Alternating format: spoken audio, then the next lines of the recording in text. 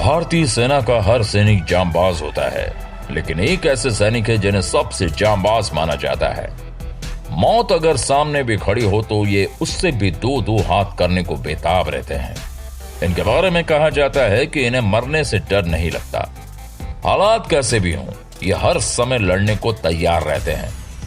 बहादुरी ऐसी कि ब्रिटिश सेना ने भी इन्हें अपनी सेना में जगह दी है। भारत की सेना के ये जवान शान हैं। हम बात कर रहे हैं गोरखा सैनिकों की। कहते हैं कि जब गोरखा हथियार उठा लेता है तो दुश्मन बिना युद्ध किए ही उसके आगे नतमस्तक हो जाता है।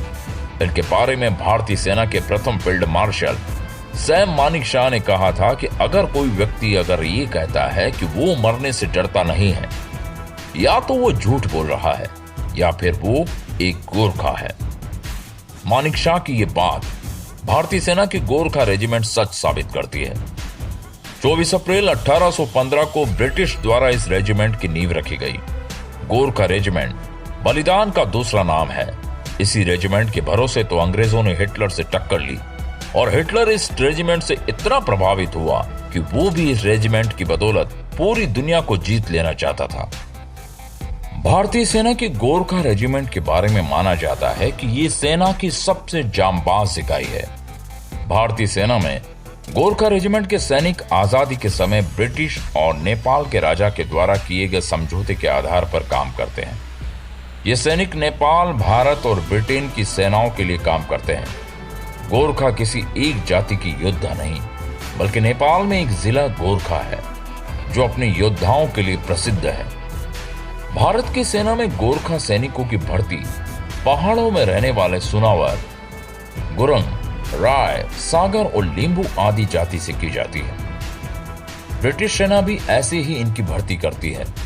ऐसा कहा जाता है कि गोरखा प्राकृतिक रूप से ही योद्धा होते हैं। गोरखा सैनिकों को उनके आक्रमण करने की आक्रामक शैली के लिए जाना जाता है। ये मजबूत, फुर्तीले, सुव्यवस्थित, आत्मविश्वास से परिपूर्ण, वफादारी और साहस से भरे होते हैं। जब भारत ब्रिटिश साम्राज्य का हिस्सा था, तब प्रथम विश्व युद्ध में ब्रिटिश साम्राज्य की तरफ से नेपाल के 2 लाख गोरखा सैनिकों ने भाग लिया था। इस युद्ध में उन्होंने दुश्मनों को धूल चटा दी थी और आज भी प्रथम विश्व युद्ध में उनकी बहादुरी के किस्से सुनने को मिलते हैं। हालांकि पहले विश्व युद्ध में करीब 20,000 गोरखा सैनिक मारे गए थे। गोरखाओं की बहादुरी से प्रभावित होकर अंग्रेजों ने 1857 से ही अपनी सेना में गोरखा सैनिकों को भर्ती करना शुरू कर दिया था।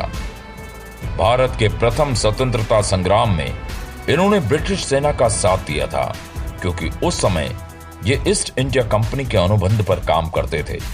1947 में जब भारत आजाद हुआ तो ब्रिटेन, भारत और नेपाल के बीच एक त्रिपक्षीय समझौता हुआ और इस समझौते के तहत ब्रिटिश भारतीय सेना का हिस्सा रही सिख गोरखा रेजिमेंट भारतीय सेना का हिस्सा बन गई। आजादी के बाद 7वीं गोरखा राइफल्स और 10वीं गोरखा राइफल्स के सैनिकों को भारतीय सेना में शामिल करने के लिए 7वीं गोरखा रेजिमेंट बनाई गई। इस समय भारतीय सेना में 7 गोरखा रेजिमेंट हैं और इन 7 रेजिमेंट्स की 39 बटालियन देश सेवा कर रही है।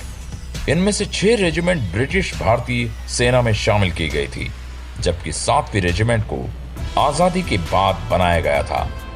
गोरखा रेजिमेंट की पहचान 12 इंच लंबा, नुकीला, धारदार हथियार, खुखरी और तिरछा हेड है। ये सैनिक खुखरी को अपनी निजी हथियारों के रूप में अपने साथ रखते हैं। गोरखा रेजिमेंट का रेजिमेंटल चिन्ह भी खुखरी है। ऐसा कहा जाता है कि एक गोरखा जब अपनी खुखरी को निकाल लेता है तो वो दुश्मन का खून बहाए बिना मयान में नहीं जाती। जय महाकाली, आयो गुरखाली की युद्ध नाद करके ये दुश्मन पर टूट पड़ते हैं।